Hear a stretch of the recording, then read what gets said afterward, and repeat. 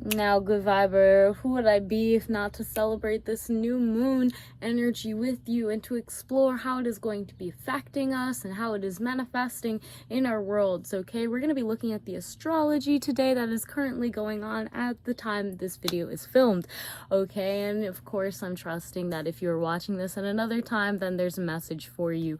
But let's just get into today's beautiful, we got a full moon on our hands, okay? But not just any full moon, a lunar eclipse super flower full moon, okay? That is a mouthful. Oh, it's also a blood lunar eclipse. So with that being said, this is a lot, okay? Lunar eclipse, super blood full flower moon.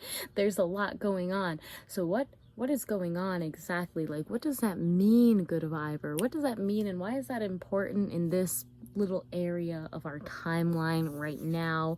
Well, let's look into it, okay? This moon is in Sagittarius, and we will talk about the other planetary constellations, I guess, that are dwelling in the I want to say the beautiful that's the 9th house, Sagittarius. Okay, cool. 10th house is Capricorn. So let's dive into it, okay? Because I'm just excited. I gotta give a shout out to the fam, the Good Vibe Delivery fam that is chilling in Discord.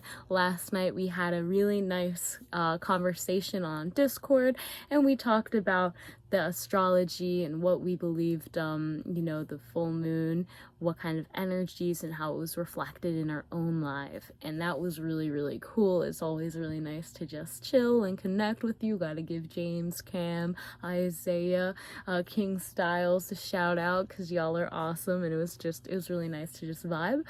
But yeah, so let's look into it. If anyone's interested, you can totally join the Discord. It's at the bottom of every video, so totally check it out. Let me know, you know, join the fam. We love having nice conversations. So the first thing that we should acknowledge is the lunar eclipse that is happening during this time. Now, the lunar eclipse we see with the sun and the moon, it is in an opposition, okay? The earth is right in between the sun and the moon. So we have these two, the sun on one side of the opposite house spectrum with the moon. So we have the sun in the 3rd house of Gemini. It's Gemini season. What's up, my good Geminis? Happy birthday, all of that Earth Day stuff. And then we see the moon on the opposite side all the way over at Sagittarius, which is all about, you could say, learning, growth, expansion, really learning from life experiences, okay? So we see that with Sagittarius. We see this opposition. So what does that mean? When the sun, which is our shining awareness and what we probably pay most attention to, right, Gemini season, really directly opposing the moon in the middle, we see Earth. So that there is a really very sharp contrast during this lunar eclipse where your emotions are really telling you. And not only that, because the south and north node are also, the south node is with the moon, the north node is with the sun, okay? And they're in those correlating houses. So you see that there's a literal contrast, a push and pull, if you will, of what you should emotionally do and what your emotions are leading you to do, okay? So there is that darker part of our subconscious during this time being highlighted, where you might feel emotionally feeling like you must invest. I'm thinking of the 2nd house with Lilith and Uranus. You might feel a little bit I won't say unstable, but a little bit impulsive with your actions when it comes to your physical possessions, especially with this lunar eclipse with the moon. You're going to be learning life experiences regardless. However, if you make mistakes or you learn from them and you make something really great out of it, you're going to be learning from this kind of emotional peak, if you will, that is kind of hitting us all collectively right now. So wow, okay, so really cool stuff. You're gonna have a very bright understanding of the two paths that you can go through how you feel with your emotions. One of those paths is going to be a path of resistance, and the other path might be a path of more smoother sailing, okay? This path of the smooth sailing, our north node with the sun in the house of Gemini, the third house, is going to really assist with communication, because we also have Mercury in the third house along with Venus. So these planets are also assisting in allowing us to actually hear and see the beauty in going in the right and straight and narrow path, if you will, okay? And that also goes back into listening to the proper impulses when it comes to managing your physical assets, as well as your job and other things and possessions that we need to kind of survive in a comfy way in this world. So we want to acknowledge that it's going to be kind of rough for some people. It's going to be a trying time, okay? You might feel kind of overwhelmed with your emotions, and we want to acknowledge that the 12th house of Pisces is really holding a lot with having Jupiter and Neptune in there. So Neptune is again really amplifying our dreams in the terms of just what messages we're getting. And because this is the blood full moon, and also our Discord conversation was super awesome and brought some own like realizations that I believe our blood lineage, like a parts of our ancestors, are contacting us in these dreams a little bit more extra.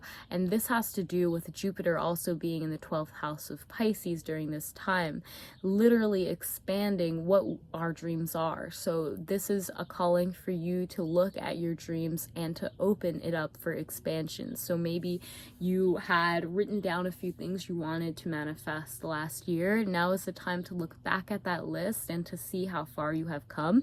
A lot of those things are going to be coming into fruition, which is aligned with your ancestral lineage, your soul mission, why you are here.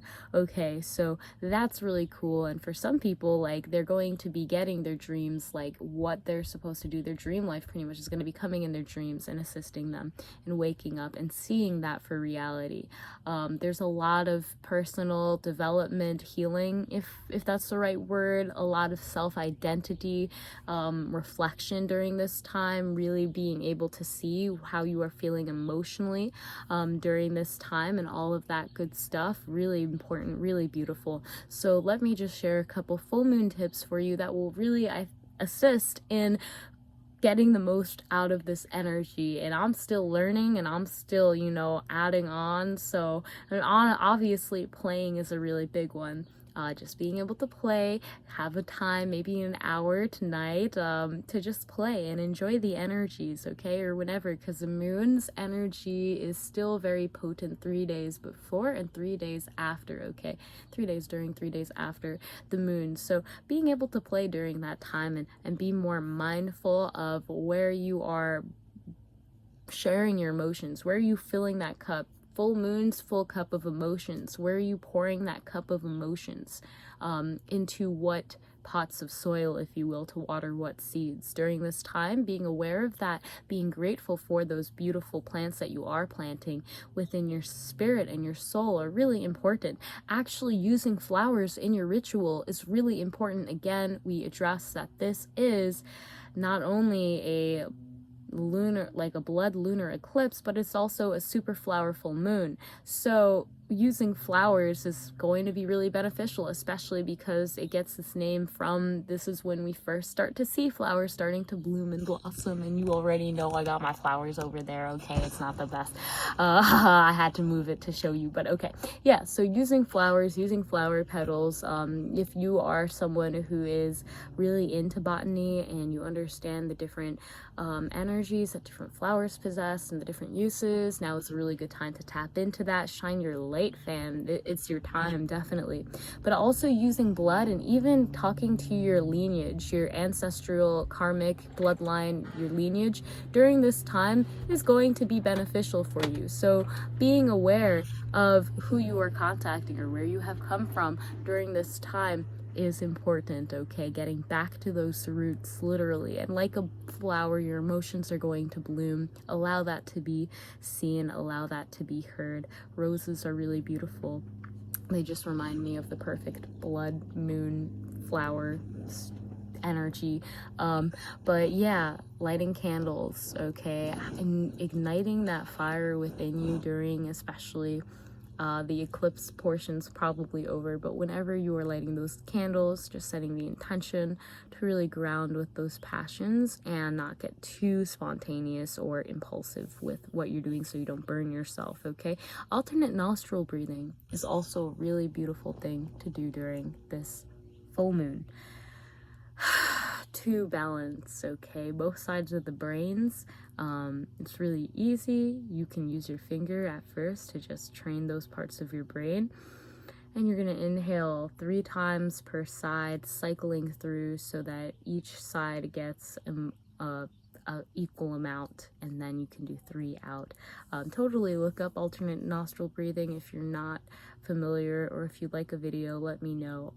But yeah, okay, so that's really all I have to say for today's video. If you like this video, you can press a thumbs up.